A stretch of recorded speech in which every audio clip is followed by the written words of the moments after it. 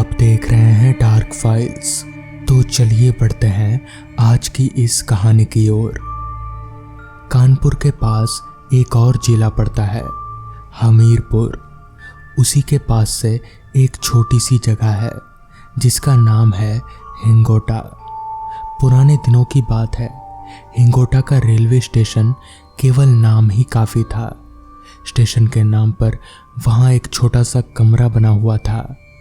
Train मात्र 2 minute के लिए यहाँ रुकती थी। इन्हीं 2 मिनटों में यात्रियों को जल्दी जल्दी अपना सामान लेकर उतरना पड़ता था। उस जमाने में उस रेलवे स्टेशन के आसपास ऐसी अफवाह थी कि रात के समय वहाँ रुकना नहीं चाहिए। ऐसा क्यों था, किस लिए था, किसी को नहीं पता। इन बातों को बकवास समझकर मनोहर इत्मीनान से अपना बैग पैक कर रहा था। रात के 9 बज रहे थे। माँ ने उसे टोकते हुए कहा, अरे मोनू, तुझे मालूम है ना, रेलवे स्टेशन भूतिया है। रात में वहाँ जाना खतरे से खाली नहीं है। इस पर मनोहर बोलता है, अरे माँ, ये सब बकवास बात है। पता नहीं तुम किसकी बातों में आ गई हो। वैसे भी मैं कौन सा रेलवे स्टेशन जा रहा हूँ। मैं तो बस अपनी बाइक से स्टेशन के पास से होता हुआ गुजरूंगा। मुझे हिंगोटा रेलवे स्टेशन से आगे हमीरपुर जाना है। इस पर उसकी माँ ने कहा, तो तुझे इतनी भी क्या जल्दी है, सुबह चले जाना। इस पर मनोहर बोला, नहीं माँ, मेरा काम आज रात का है। मुझे अपने दोस्त से ज़रूरी मुलाकात करनी है। कल सुबह वो हमीरपुर से इलाहाबाद चला जाएगा। इस पर माँ बोली, ठीक है जा, पर जरा संभल कर जाना। इस पर माँ को ठीक है कहता हुआ मनोहर बैग लेकर अपनी बाइक पर बैठकर वहां से रवाना हो गया। उसके घर से हमीरपुर कोई दूर नहीं था, यहीं कोई 1 घंटे का रास्ता होगा। धुन गुनगुनाता हुआ मज़े में वो चला जा रहा था। अचानक से बाइक उसको बहुत भारी लगने लगी।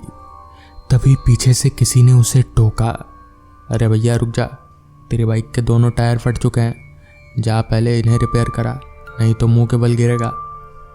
मनोहर का सर चकरा गया। उसे कुछ समझ नहीं आया।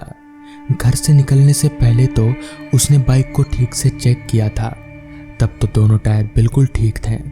अब अचानक क्या हो गया। खैर वो मैकेनिक के पास पहुंचा और उसने दोनों टायर चेंज करवा लिए और फिर से रवाना हो गया। ये सब करने में पूरे 2 घंटे बीत चुके थे। अब रात के 12 बजने वाले थे। हिंगोटा पास आ रहा था। उसे माँ की बात याद आई, लेकिन फिर एक झटके में ही उसने उस बात को अपने दिमाग से निकाल दिया और फिर से वही धुन गुनगुनाता हुआ आगे बढ़ने लगा। सड़क सुनसान थी, एक भी आदमी वहां नजर नहीं आ रहा था। वो सोचने लगा, कितने बेवकूफ लोग हैं। किसी ने अफवाह उड़ा दी और अब उसी बात को सच मान बैठे हैं। ये भूत वूत कुछ नहीं होता। लेकिन उसका दिल उसके दिमाग से सहमत नहीं था। उसका दिमाग भूत प्रेत को मानने से इनकार कर रहा था। वहीं उसका दिल जोरों से धड़क रहा था, मानो उसे पता हो कि कुछ होने वाला है। उसने अपने आप को किसी तरह संभाला और अपनी बाइक को और तेज कर दिया। सर्द हवाएं के थप्पड़े उसके मुंह पर लग रही थी। स्टेशन पास आ रहा था। तभी उसकी नज़र सड़क की बाईं तरफ पड़ी। एक औरत एक छोटे से बच्चे को लेकर वहां खड़ी थी। वो अपने हाथों से रुकने का इशारा कर रही थी। हालांकि उसे बाइक रोकने का मन तो नहीं था, लेकिन उस महिला को देखकर उसने अपनी बाइक को रोक दिया। औरत उसके एकदम पास आई। उसने लाल रंग की साड़ी पहन रखी थी और पल्लू से अपना मुंह छुपाया हुआ था। फिर वो बोली, भाई साहब, मेरा बच्चा बहुत बीमार है, मुझे थोड़ी दूर आगे जाना है, क्या आप मुझे छोड़ देंगे? इस पर मनोहर बोला, ठीक है, बैठ जाइए। औरत उसके पीछे बैठ गई। उसने बच्चे को अपने और मनोहर के बीच में बैठा लिया। उसने अपनी बाइक को स्टार्ट की और चल पड़ा। बाइक को चलाते चलाते कुछ देर बाद अचानक उसकी नज़र उस बच्चे के पैरों पर पड़ी। बच्चे के पैर उसकी जांघों से टकरा रहे थे। उसने फिर से अपना ध्यान रोड की तरफ दिया और आगे बढ़ता रहा। कुछ देर बाद महिला ने अपना हाथ मनोहर के कंधे पर रख दिया। मनोहर को लगा शायद उस महिला को सपोर्ट की ज़रूरत होगी, इसलिए वो कुछ नहीं बोला। कुछ देर बाद जब उसकी नज़र फिर से बच्चे के पैरों पर पड़ी तो उसे ऐसा महसूस हुआ जैसे बच्चे के पैर और लंबे हो गए हैं। उस औरत की हाथों की उंगलियां और उसके पहने नाखून भी उसे लंबे नजर आए। उसके शरीर में एक सिहरन सी दौड़ गई, लेकिन फिर से वो संभल गया और अपने मन से भूत प्रेत वाली बात को उसने निकाल दिया। लेकिन बार बार उसका मन उस बच्चे के पैर और उस औरत के हाथ को देखने के लिए विवश था। जब तीसरी बार उसने नजर दौड़ाई तो उसके रोंगटे खड़े हो गए। उसके मुंह से चीख निकल गई। उस बच्चे के पैर लंबे होकर बाइक के टायरों के साथ घसीटते चले जा रहे थे। बड़े बड़े राक्षसों जैसे पैर जिनमें बाल ही बाल थे। औरत के हाथ भी बिल्कुल लंबे हो चुके थे और उसकी पेट तक जा पहुंचे थे। ऐसा नज़ारा देखकर मनोहर के होश उड़ गए। उसने बाइक चलाना बंद कर दिया और अचानक बाइक से कूद पड़ा। पीछे मुड़कर देखने की उसकी हिम्मत नहीं थी। जैसे तैसे बाइक को वहीं छोड़कर वो वहां से बेतहाशा भागता हुआ पास के हनुमान मंदिर में जा पहुंचा। भोर होने से पहले वो वहीं तक बैठा रहा। बाहर निकलने की उसकी हिम्मत नहीं हुई। तो दोस्तों, ये थी आज की पहली कहानी। तो चलिए बढ़ते हैं आज की दूसरी कहानी की ओर। अब तक बस तकरीबन आधे रास्ते का सफर तय कर चुकी थी। रास्ता जितना सुनसान था उतना ही अंधेरे में डूबा हुआ भी था। बस में मेरे और राहुल के अलावा ज्यादा लोग नहीं थे। अगर थे भी तो वो सभी नींद के आगोश में थे। रात काफी हो चुकी थी। घड़ी बता रही थी रात के 11:15 बज चुके हैं। तभी मैंने राहुल से कहा, ये कौन सी जगह है भाई? इस पर राहुल बोला, भाई तू मुझसे ये 3 बार सवाल पूछ चुका है, अब मुझे क्या पता? मैं भी तो तेरे साथ पहली बार ही आ रहा हूँ। जरा शांत बैठ, कंडक्टर को एड्रेस बता दिया है ना, वो ठीक जगह पर उतार देगा। मुझे भी लगा राहुल ठीक ही बोल रहा है। जिसके बाद मैंने थोड़ी राहत की सांस ली और आंख बंद करके सीट पर पड़े पड़े ही सोने की कोशिश करने लगा। अभी मैं सोने की कोशिश कर ही रहा था कि तभी बस रुकी और मेरे कंधे पर एक हाथ के साथ ही साथ एक आवाज आई, ओ भाई साहब चलो आगे आशिमपुर, उतरना नहीं है क्या? आवाज सुनकर मैं फट से उठकर खड़ा हो गया। मेरे साथ ही साथ राहुल भी उठा और हम दोनों अपना सामान लेकर बस से नीचे उतरने लगे। मैंने सोचा एक बार कंडक्टर से ही पूछ लेता हूँ कि पटोलिया का जंगल किधर है, जिस पर मैंने कंडक्टर से कहा, भाई साहब आप बता सकते हैं ये पटोलिया का जंगल किधर पड़ेगा? इस पर कंडक्टर बोला, माफ़ करिएगा भाई साहब, मुझे नहीं पता, आप किसी और से पूछ लीजिएगा। कंडक्टर से ना में जवाब पाकर हम दोनों बस से नीचे उतर गए और हमारे उतरते ही बस भी वहां से निकल गई। उस काली अंधेरी रात में उस रास्ते पर हम दोनों के अलावा तीसरा कोई शख्स नजर नहीं आ रहा था। तभी राहुल बोला, यार यहाँ तो कोई दिख ही नहीं रहा, हम पटोलिया का जंगल तक कैसे पहुँचेंगे? इस पर मैंने बोला, अब आगे चलकर देखते हैं, यहाँ खड़े खड़े तो कुछ होगा नहीं, चल। इतना बोलकर हम लोग उसी रोड को पकड़कर आगे बढ़ने लगे, मगर उस सीधे रास्ते पर जहाँ तक मेरी नज़र जा रही थी सिर्फ खामोशी और अंधेरा ही नजर आ रहा था। इतना खाली रास्ता हम दोनों, खासकर मैं, पहली बार देख रहा था, क्योंकि शहर में तो रात भर गाड़ियों के आने जाने का सिलसिला लगा रहता है, जिसकी वजह से ऐसा नज़ारा कभी भी देखने को नहीं मिलता। बहुत देर चलने के बाद भी जब हमें कोई आदमी नहीं मिला तब हम लोग एक दिशा निर्देशक बोर्ड के उल्टी तरफ लदकर खड़े हो गए। हम बहुत थक चुके थे।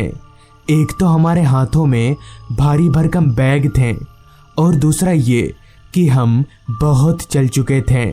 तभी राहुल थोड़ा खिसियाते हुए बोला, भाई छोड़, अब कहीं नहीं जाना, चल घर वापस लौट जाते हैं। इस पर मैंने कहा, पागल वागल तो नहीं हो गया तू? इतनी दूर जब आ ही गए तो उदय से मिलकर ही जाएंगे। पता नहीं इस उदय के बच्चे को क्या चुल मच गई जो उसने इस जंगल में घर ले लिया। इतना बोलकर मैं सीधा खड़ा हुआ और बोर्ड के जिस तरफ लिखा हुआ था उधर पलटा तो उस बोर्ड पर लिखा हुआ था पटोलिया का जंगल 2 किलोमीटर और साथ ही साथ रास्ते के बगल में जंगल की तरफ इशारा करके एरो भी बना हुआ था। उस बोर्ड को देखकर मेरी सांसों में सांस आ गई और मैंने वो बोर्ड राहुल को दिखाया। उस बोर्ड को देखकर राहुल भी बहुत खुश हुआ और हम लोग रास्ते के किनारे उन जंगलों की ओर आगे बढ़ने लगे। अब आगे बढ़ते हुए हमें थोड़ा अच्छा लग रहा था क्योंकि अब हम सही रास्ते पर चल रहे थे। जंगल के अंदर रात कीड़ों की आवाज़ें हमारे कानों में लगातार आए जा रही थी। वो बहुत घना जंगल था। बड़े बड़े पेड़ों की वजह से चांद की रोशनी भी ठीक तरह से उस जंगल में नहीं पहुंच पा रही थी। तभी राहुल बोला, भाई ये उदय ने इस घने जंगल में घर कैसे ले लिया? वो तो भूतों से बहुत डरता था, यहाँ कैसे रहता होगा? बड़ा अजीब सा नहीं है यहाँ पर कुछ? जिस पर मैंने कहा, बात तो तेरी सही है, अजीब तो कुछ मुझे भी लग रहा है। अब हम दोनों को उस जंगल में चलते हुए काफी वक्त हो चला था मगर अभी तक ना तो हमें कोई घर दिखा था और ना ही कोई इंसान। समझ नहीं आ रहा था आखिर उदय का घर है तो है कहाँ। पटोलिया के उस घने जंगल में अभी हम दोनों चल ही रहे थे कि तभी मुझे ऐसा महसूस होने लगा जैसे हमारे अगल बगल में लगे पेड़ अपने आप ही हिल रहे हों। शायद ये बात अब तक राहुल भी नोटिस कर चुका था, तभी तो वो भी मेरी ही तरह उन पेड़ों को घूर घूर कर देख रहा था। इतने में ही राहुल बोला, भाई ये सारे पेड़ ऐसे हिल क्यों रहे? इस पर मैंने कहा, पता नहीं यार, अभी तो हवा भी नहीं चल रही। ये जगह मुझे कुछ ठीक नहीं लग रही है, जल्दी निकल यहाँ से। इतना बोलकर ही हम दोनों ने अपने चलने की रफ्तार बढ़ा दी और तेजी से उस जगह को पार करने लगे।